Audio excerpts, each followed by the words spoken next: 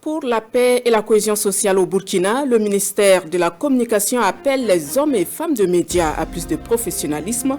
Ils sont réunis à Ouayouguia pour une conférence publique sur le terrorisme et l'extrémisme violent. Les attentes en début d'édition. Il sera question dans ce 13h des aliments enrichis. Ce sont des micronutritions ajoutées aux aliments pour fortifier l'organisme. Une multitude de ces aliments enrichis se retrouvent sur le marché et nous avons interrogé des spécialistes de la nutrition pour en savoir plus. Détails en cours d'édition. Nous parlerons aussi d'un rendez-vous très attendu par les professionnels des assurances. Les états généraux des assurances du Burkina Faso annoncés pour les 13, 14 et 15 juin prochains. Le président de l'association des assurances du Burkina est sur ce plateau et dans quelques minutes, il nous fournira des détails sur les enjeux et les grandes articulations. Voilà qui fait la une. Madame, Monsieur, bonjour et merci de vous informer sur la RTB. Lutte contre le terrorisme et extrémisme violent. Les attentes du côté des hommes et femmes de médias sont nombreuses.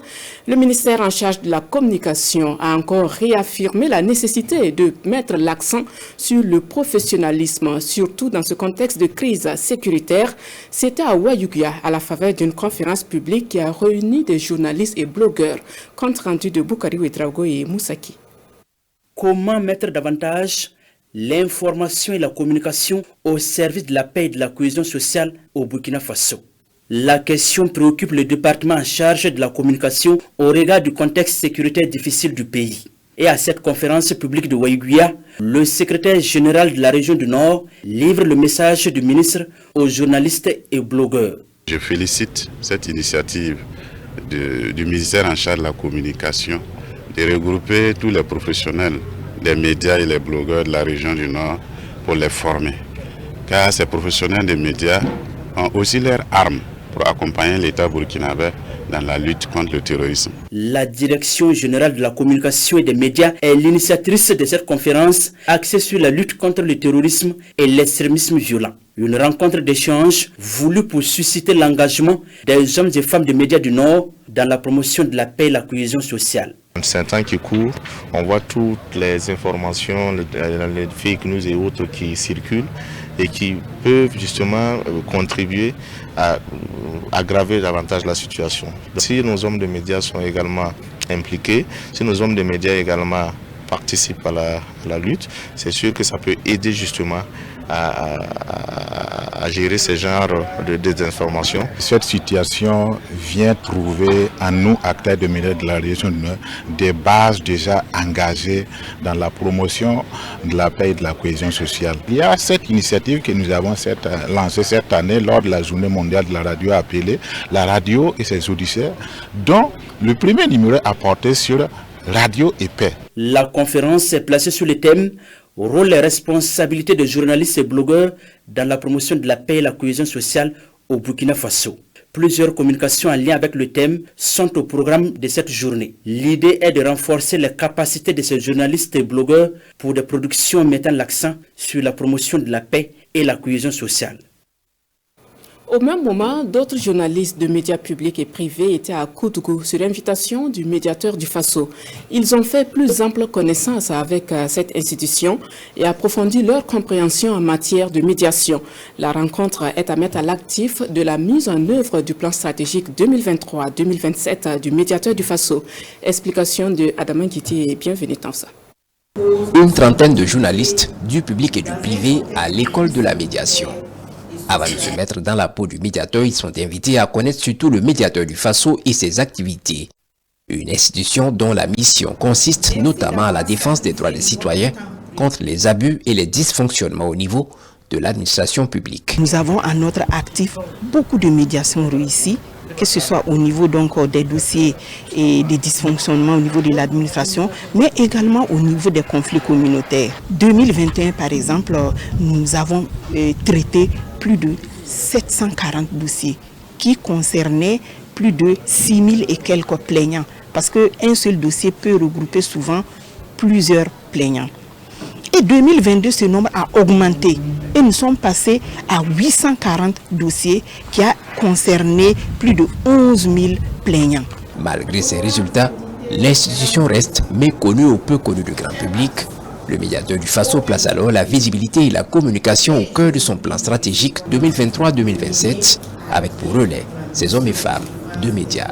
Dès donc mon entrée en fonction, j'ai pris conscience donc de cet état de fait et j'ai même placé mon mandat sous les signes vraiment de la visibilité de l'institution et renforcer surtout la communication.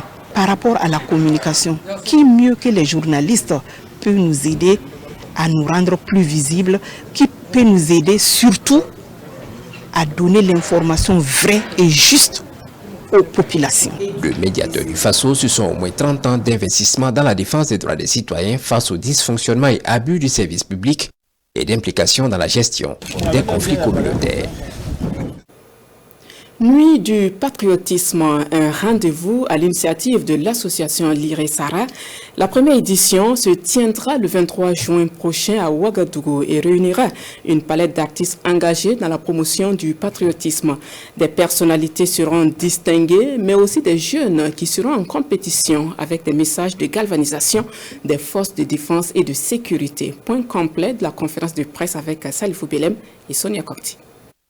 La Grande Nuit du patriotisme s'annonce pour le 23 juin au Sénasa. Cette première édition va offrir des activités culturelles en vue de soutenir les forces de défense et de sécurité et promouvoir la cohésion sociale.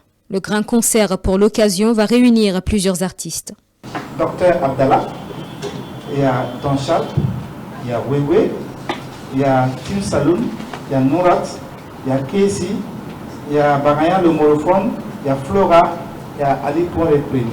Des personnalités et des entreprises seront également distinguées pour leurs actions en faveur du patriotisme. Un concours des meilleurs messages de galvanisation est aussi lancé depuis près de 3 mois en marche de la Grande Nuit du patriotisme. La meilleure entreprise que nous appelons l'entreprise patriote de l'année, l'artiste patriote. Il y a l'association patriote. Et enfin, le super patriote dénommé Yoro. Ça sera pour nous le plus grand des trophées. À l'initiative de la Grande Nuit du patriotisme, l'association Les Resaré, créée en 2020. Elle est lancée dans la mobilisation d'environ 12 millions de francs CFA pour honorer ses ambitions. Et elle prévoit de reverser la moitié des retombées financières de son activité au profit des veuves orphelins des FDS. Construire un monde meilleur pour les femmes et les jeunes filles, c'est le maître mot de Zonta International, une organisation non gouvernementale. Les membres de Zonta International sont alors engagés dans la quête de solutions aux maux qui minent l'épanouissement de la jeune féminine. En séjour à Ouagadougou, le gouverneur du district 18 de Zonta International a été reçu en audience par la ministre de la Solidarité et de l'Action humanitaire. Le point des échanges avec Nongba Kouda et Ismaël Diloma Sirima. Ils se battent jour et nuit pour la cause de la femme. Eux, ce sont les membres de l'ONG Zonta Club de Ouagadougou. Ils sont chez le ministre de la Solidarité et de l'Action humanitaire pour présenter un bout des actions qu'ils mènent en faveur de la femme. La fondation du Zonta International est intervenue dans l'excision, dans les violences faites aux adolescentes, les mariages forcés, et ils financent beaucoup, mais ils passent par le système aussi des Nations Unies, avec beaucoup de financement. Et ils nous incitent aussi à aller sur le terrain. À la tête de cette délégation du Zonta Club de Ouagadougou, il y a le gouverneur du district 18 de Zonta International. Madame le ministre nous a bien reçus, d'être contente. Donc, comme on partage les mêmes points de vue, elle a voulu qu'on continue à insister sur l'assistance qu'on doit apporter aux femmes pour que leur autonomisation soit tout à fait complète. Le Zonta Club de Ouagadougou est une organisation créée en 1990. Depuis 3 décennies, leur combat demeure celui de la défense des droits de la femme. Et nous en venons à notre invité de ce 13h, Dr Mohamed Kampaoré, président de l'Association professionnelle des sociétés d'assurance du Burkina. Dr Kampaoré est sur ce plateau pour nous entretenir sur les enjeux et les états généraux des assurances du Burkina Faso prévus du 13 au 15 juin prochain à Ouagadougou. Bonjour. Bonjour Madame Kelly. Bienvenue. Merci beaucoup. Avant d'aborder le rendez-vous du 13 juin, dites-nous d'abord comment se portent les assurances du Burkina. Je vous remercie, Madame Kéré. Alors, le secteur de l'assurance se porte bien au Burkina Faso. Et nous avons un marché très dynamique. Et le Burkina est le 4e marché de la zone CIMA. Donc, sur 14 États, et nous sommes 4e. Et nous avons l'ambition de faire mieux que ce positionnement actuel. Et nous pouvons dire aussi que le secteur se porte bien parce que le secteur enregistre une croissance depuis plus d'une décennie de plus de 2 chiffres. Et le taux moyen de croissance est à 12% et s'est même amélioré ces 3 dernières années. Et nous avons enregistré un taux de croissance de 14%. Donc nous sommes très satisfaits de ces résultats. Et cependant, il faut avoir le courage de reconnaître que l'assurance contribue très faiblement au PIB au Burkina Faso et globalement dans la zone CIMA, sinon même en Afrique. Et justement, à la lumière de ce que vous venez de souligner, et quelles sont les préoccupations majeures auxquelles le secteur des assurances est confronté? Les préoccupations sont nombreuses, mais nous pouvons citer effectivement quelques préoccupations majeures. Et je voudrais commencer par le non-respect des textes réglementaires qui instituent les assurances obligatoires. Et au Burkina Faso, pour mettre en circulation un véhicule terrestre à moteur, on est obligé de souscrire une assurance responsabilité civile. Et malheureusement, cette obligation d'assurance n'est pas respectée. En tout cas, nous avons un taux de non-assurance très élevé et ce taux s'est aggravé avec la suspension des contrôles de police qui ne s'effectuent plus. Et donc nous profitons de votre plateau pour lancer un appel à l'endroit de nos autorités et pour qu'on voit dans quelle mesure le secteur pourrait être accompagné et afin que cette obligation d'assurance qui répond à des besoins de sécurité publique puisse être respectée. Donc, heureusement que toutes ces préoccupations seront soulevées aux États généraux des assurances qui va réunir les acteurs le 13, 14 et 15 juin prochain à Ouagadougou. Mais de façon générale, pourquoi ce rendez-vous des assurances du Burkina? Ce rendez-vous est voulu par l'autorité de tutelle et Monsieur le ministre de l'économie, des finances et de la prospective. Et il souhaite que tous les acteurs puissent se réunir et mener des échanges très constructifs et faire un état des lieux de l'assurance au Burkina Faso, diagnostiquer les difficultés et proposer des solutions afin que l'assurance puisse contribuer de façon efficace au développement économique et social du Burkina Faso. Mais quel est le contenu que vous comptez donner à ce grand rendez-vous? Bien, le contenu est très bien structuré et nous prévoyons une session introductive et qui sera animée, je ne sais pas si je peux donner les noms des panélistes brièvement, donc je m'en tiens aux sessions. Il y aura une session introductive et 4 sessions thématiques. Et les 4 sessions thématiques vont porter d'abord sur les acteurs. Et quels sont les acteurs et comment ces acteurs doivent agir pour moderniser la gestion des sociétés d'assurance. Après les acteurs, nous allons nous intéresser aux produits d'assurance et ensuite aux réformes institutionnelles qui sont nécessaires en essayant de passer en revue les leviers qui peuvent favoriser le développement de l'assurance au Burkina Faso. Voilà qui est bien dit. Merci, Dr Mohamed Kampaoré, président de l'association professionnelle des sociétés d'assurance du Burkina. Il faut préciser qu'avec vous, il a été question des états généraux des assurances du Burkina prévus du 13 au 15 juin prochain à Ouagadougou. Restez avec nous pour la suite. Merci beaucoup. Et dans la suite de ce 13h, nous ouvrons une page agriculture avec tout d'abord les journées promotionnelles des fruits et légumes. C'est une activité de la Chambre consulaire régionale du Centre-Ouest pour offrir un espace aux acteurs de la filière afin de promouvoir leurs activités hors des limites de la région. Le coup d'envoi a été donné ce 10 juin à Réwo, comme nous le disent Konsun Koulibaly et Mariama Tamboura. Une coupure de ruban et c'est parti pour les journées promotionnelles des filières fruits et légumes à Réwo. La visite guidée de l'aide d'exposition permet aux autorités de découvrir une gamme variée des fruits et des légumes produits dans le centre-ouest. À vue d'œil, on sent que ce sont des productions de qualité, ce qui veut dire que les producteurs appliquent les bonnes pratiques agricoles pour avoir des produits sains. J'ai découvert ici d'autres spécificités en matière de transformation. La délégation consulaire régionale du Centre-Ouest est l'initiatrice de cette activité.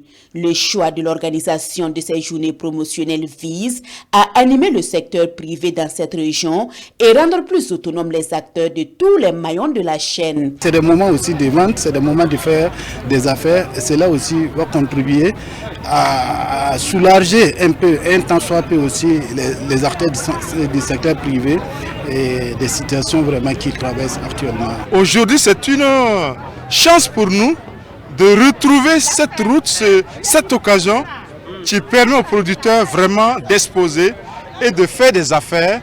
La transformation et l'écoulement sont deux difficultés que rencontrent les producteurs. Ces problèmes vont être bientôt mis dans les oubliettes. La délégation consulaire régionale annonce le lancement prochain d'un fonds appelé Fonds Initiative Centre-Ouest pour permettre aux producteurs et autres acteurs du secteur privé de la région de renforcer leurs activités. C'est aussi hier, 10 juin, mais cette fois à Ouagadougou, que le Conseil national de l'agriculture biologique a tenu son assemblée générale. La 12e édition, avec à son ordre du jour l'examen du budget 2023 et l'arrivée de nouveaux adhérents. Les membres du Conseil national d'agriculture sont aussi revenus sur le bilan des activités et leur attention se sont focalisés sur les moyens techniques et technologiques développés pour cultiver sans produits chimiques. Jean-Eudes Bayala et Ismaël Diloma Sirima ont assisté à l'ouverture de la session. Le charme des produits 100% bio captive les responsables du ministère de l'Agriculture. Du miel, de l'huile, de la pâte de tomate ainsi que des mets faits à partir de produits bio se laissent admirer en marge de la 12e Assemblée générale ordinaire du Conseil national de l'agriculture biologique, Sénabio. Il est question du bilan des activités menées en 2022 qui trouve satisfaction auprès du ministère de l'Agriculture. Cultiver bio, c'est s'installer dans la durabilité. Comme vous le savez, ce qui est bio nous permet d'être en bonne santé, ce qui est bio permet de protéger nos cultures et du même coup d'installer un état de santé pour tout le monde. Dès lors, le message du ministère, c'est d'inviter chacun à rester dans cette dynamique-là et encourager le Sénabio à multiplier ses actions. Ces actions pourront s'appuyer sur la politique nationale d'agroécologie et ses stratégies. Pour l'année 2022, les résultats font état de plus de 9000 producteurs qui ont viré vers l'agroécologie. Ça veut dire que des ménages ont eu des soucis dans l'utilisation des produits chimiques. Ça peut être les NPK, les urées et autres. Et les terres se sont précarisées. La productivité a tellement diminué et qu'eux-mêmes savent qu'il y a effectivement un problème. Un engagement sans cesse renouvelé du Sénabio depuis 2011 qui compte parmi ses acquis des centaines de formations, des plaidoyers ainsi que la certification bio SPG. Autre titre de ce 13h et comme annoncé, nous jetons un regard sur les aliments enrichis. C'est en quelque sorte une denrée alimentaire ordinaire à laquelle on a ajouté intentionnellement des nutriments, comme par exemple la vitamine A incorporée aux huiles, le fer à la farine tendre du blé ou l'iode au sel. Pour en savoir plus sur ces aliments enrichis, une de nos équipes a rencontré des spécialistes de la nutrition au Burkina. Suivant, c'est un reportage de Césaire Carfo et Piniti Yanou. Voici le logotype d'un aliment enrichi. Ces aliments dits enrichis sont les huiles, la farine tendre, dont le contenant est estampillé par ce logo ou par la marque nationale de conformité, permettant d'indiquer de visu que le contenu est fortifié en vitamine A ou en acide folique. Ces huiles et ces farines sont payées à la boutique sans aucune vérification. Je fais un peu attention aussi. Quand je prends au niveau de la friture, je sens qu'il y a une odeur bizarre dedans, j'arrête. Enfin, je lis chaque fois comme ça, mais je ne fais pas attention, pas trop attention à ça. Ces micronutriments renforcent la carence en nutrition qui manque dans ces huiles et farines dites aliments à grande consommation. Chaque fois que nous consommons du pain ou tout d'aliments issus de la transformation ou de la cuisson de la farine, on aura donc un apport non négligeable en fer et acide folique. Les huiles, la farine tendre ainsi que le sel sont les 3 aliments choisis par l'État burkinabé dans le cadre de la fortification et soumis à des contrôles par la BNORM.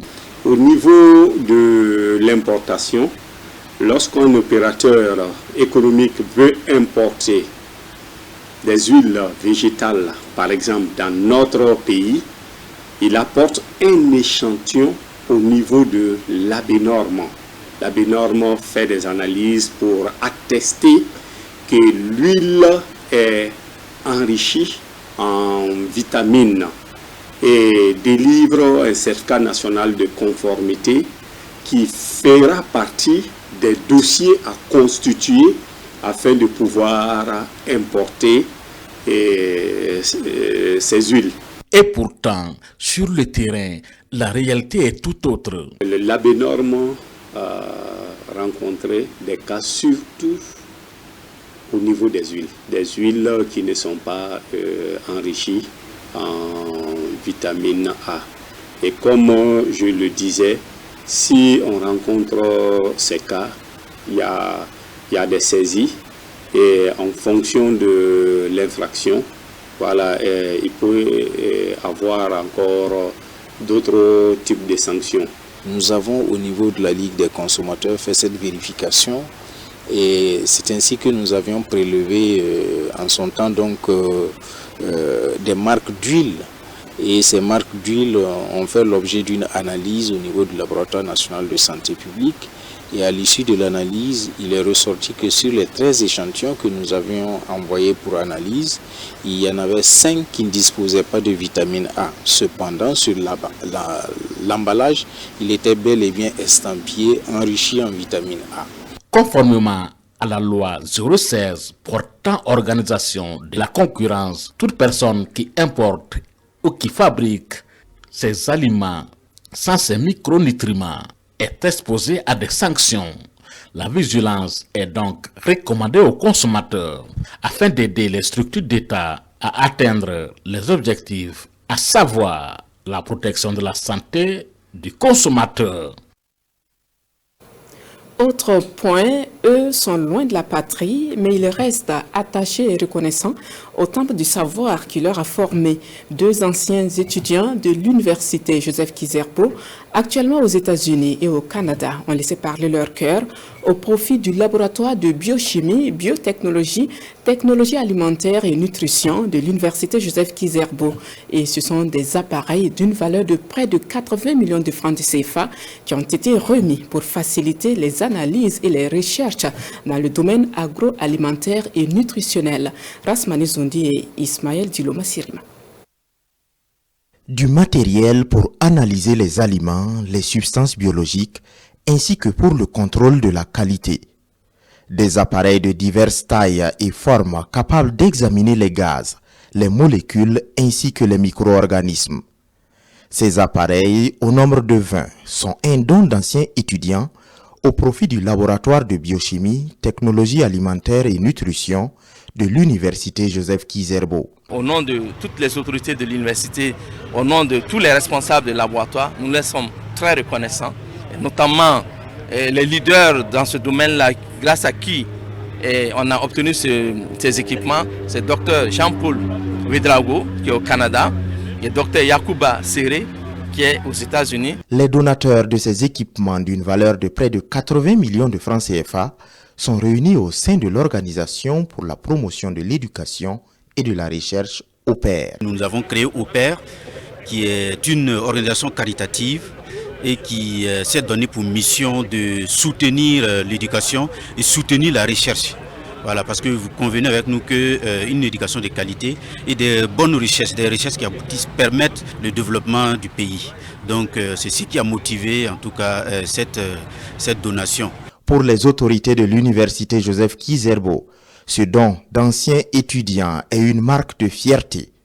Invite est faite à d'autres anciens étudiants d'emboîter leur pas. Du côté du centre-est, l'heure est au bilan de 2 projets activement engagés aux côtés des populations.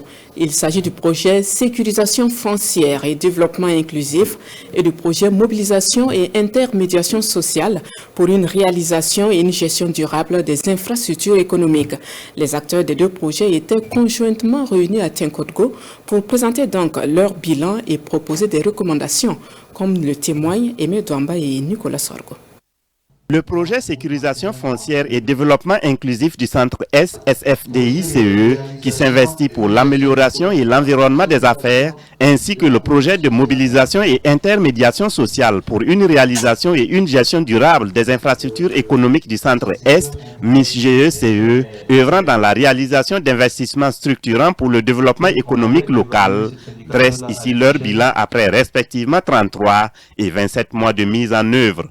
Au moins 13 communes qui ont bénéficié, j'allais dire, la mise en place des services fonciers, la formation des différents agents et également la mise en place de ce qu'on appelle commission foncière villageoise et les commissions de conciliation foncière villageoise. En termes également d'acquis, dans le bilan, c'est autour de 89 incidents communautaire qui a été résolu dans le cadre de la mise en œuvre de ce projet. Ça, c'est très important. Le projet SFDI-CE a touché 1000 bénéficiaires directs et indirects dans les 15 communes d'intervention. Le projet MISGE-CE, quant à lui, grâce à son approche participative et inclusive, a obtenu 14 sites pour l'implantation d'infrastructures économiques dans 10 communes. De quoi réjouir les bénéficiaires de ces 2 projets. La commune de Kando a un grand projet de réalisation de son marché central. L'intermédiation sociale a en tout cas tenu toutes ses promesses et je crois qu'en tout cas nous acheminons vraiment maintenant vers la réalisation de l'infrastructure elle-même.